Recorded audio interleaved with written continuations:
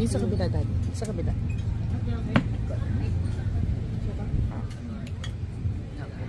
So, tatry natin tong famous Soto Kill dito sa Cebu. Seaside siya. Sa likod niya is dagat na.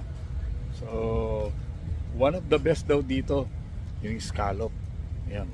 Yung baked scallop ang the best dito. So, subukan natin ang sinasabi nilang Soto Kill best scallop. Saka yung other food pa na famous dito sa Cebu, Soto Kill. So, come, join with me. Nakain tayo, dinner ngayon. Okay, dito tayo sa Cebu.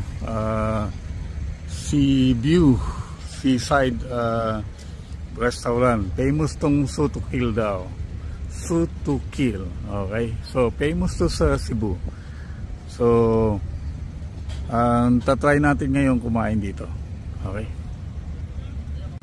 Okay. Tayo Soto Kill, gabi ngayon. So tingnan natin kung makikita natin ang dagat, pero yan ang dagat dito.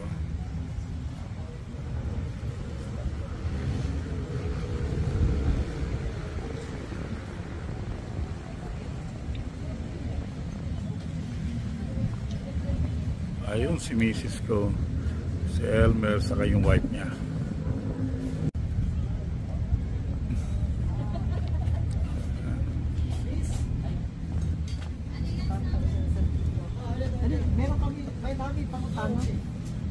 So tignan natin yung menu ng Soto Kill. Kung anong offer nila rito sa atin. Meron silang pork favoritos. Meron silang special, seafood special. Okay, yung tuna panga grill. Tapos meron silang boneless bangos, butter garlic shrimp. Meron silang tuna buntot sarsyado. Meron silang salo-salos sa sarap, seafood bilao. Okay. Meron din silang Soto Kill by the Bay mix with mga drinks naman yun. Okay. Natin. Oh, meron din sila 849 Soto Kill platters.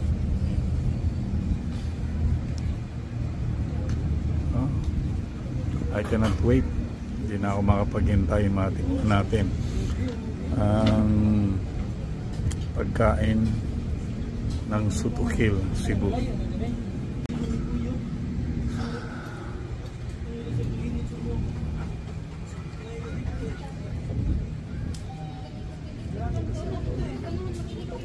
Ganda ng weather.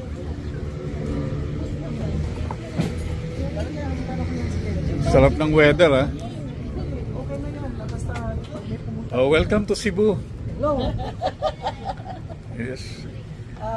Nung mga classmate kong high school yung pumunta. So dito wala kayong problema sa parking dahil as you can see, napakalaki ng parking space. So kung pupunta kayo, itatry nyo tong Soto Kill dito sa Cebu. Sa south side ng Cebu, wala kayong problema sa parking. Very spacious, maraming parking lot. Okay, so yep, ganda ng lugar, ang ganda ng weather. Nasa dagat tayo, nasa seaside tayo. Sabi nila, ito na nga yun. Oh wow, sarap ng hangin. Ito yung the best dito pag pumunta ka sa Cebu o sa mga probinsya away from Manila. Ang simoy ng hangin, simoy ng dagat, oh, napakasarap. Oh, so relaxing.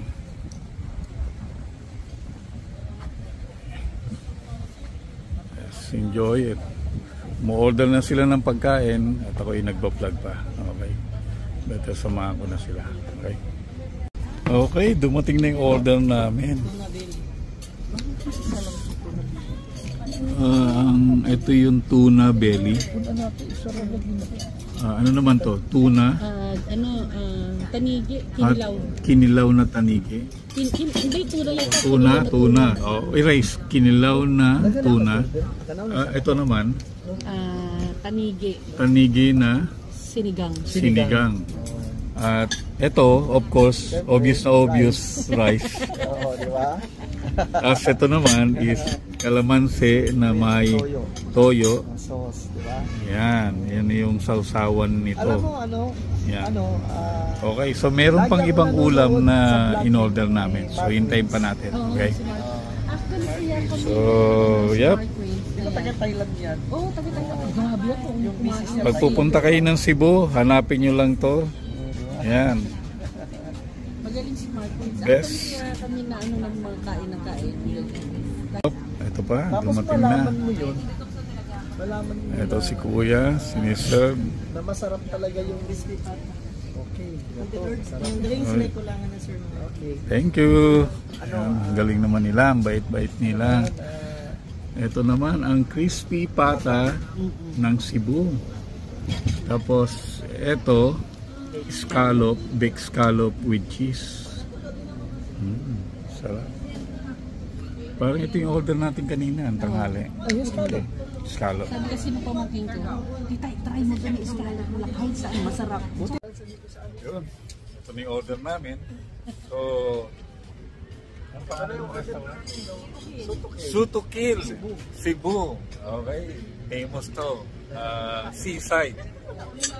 So, yung scallop, yan ang one of the best nila rito. Saka yung tuna belly grills. Okay. So, kain na. Kain na tayo. Kain na. Dinner na. Anyway, shout out kay Elmer Bakatan at sa kay Mrs. niya. Okay, date nila ngayon. Date nila pero kasama kami. Nagka-third feeling kami. Okay, so thank you. Okay, so kain na tayo. Invite ko kayo lahat mga guys. Kain tayo. Sukitil. Kaya tinawag to na sutukil. Kasi yung susugba.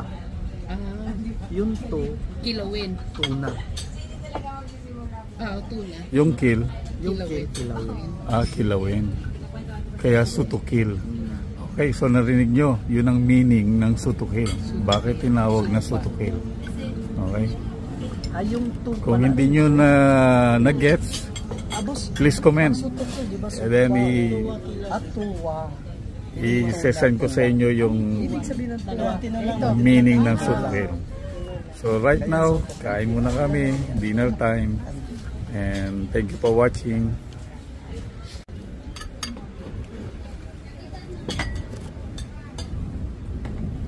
Hindi mawawala ang kanin. So kain muna.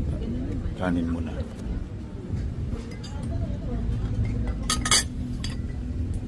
Tignan natin yung sauce. Sarap.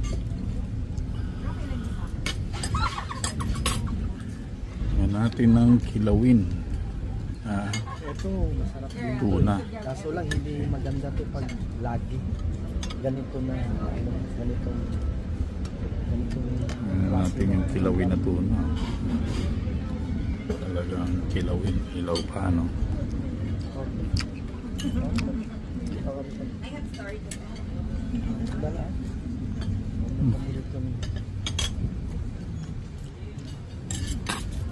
Kain ko ito nito.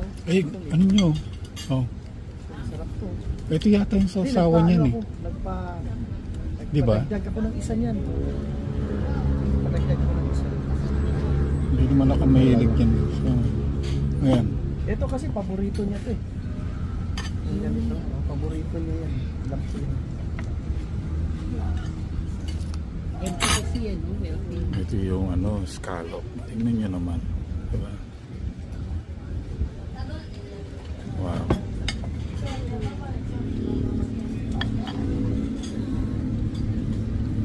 Tingnan natin yung tuna belly nila. Ito masarap sa probinsya. Yung mga seafood.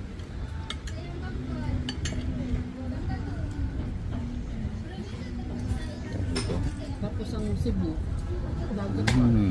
Kaya ang mura ng ano dito. Very juicy, no? Yan ang tuna. Okay.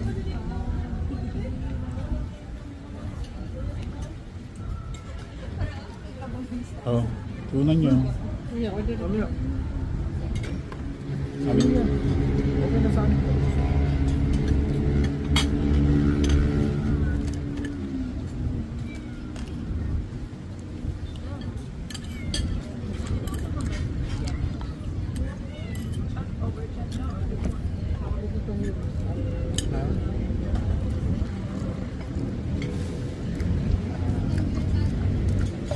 Ayaw mo ng scallop.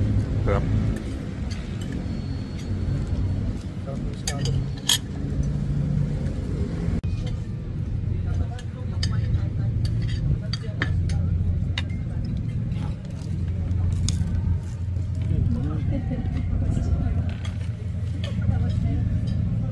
Langan natin to.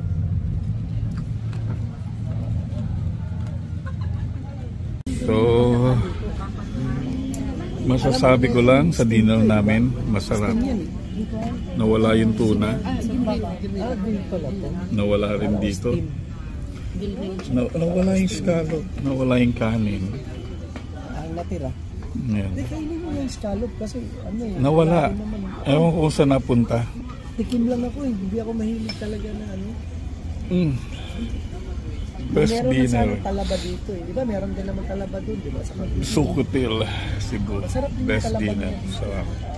Kaso lang sila. So, thank you guys for watching and please visit Cebu, Sukutel, Seaside View, Cebu, South Side ng Cebu. Ang located ang Sukutel sa south side ng Cebu next to SM Seaside Mall ng Cebu. So, thank you for watching. Please subscribe, like, and comment. Yellow.